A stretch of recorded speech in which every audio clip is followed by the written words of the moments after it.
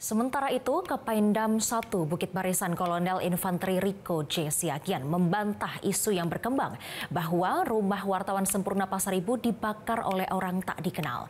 Kapendam menyebutkan kejadian tersebut murni kebakaran dari dalam rumah berdasarkan keterangan polisi. Kejadian tersebut murni kebakaran dari dalam. Tidak ada OTK yang melakukan pembakaran terhadap rumah almarhum tersebut. Ini dijelaskan oleh pihak kepolisian yang telah melakukan olah TKP terkait dengan barang bukti dan beberapa saksi yang diminta keterangan. Mereka mengatakan bahwa tidak ada, sekali lagi katakan tidak ada OTK atau orang tak dikenal yang melakukan pembakaran.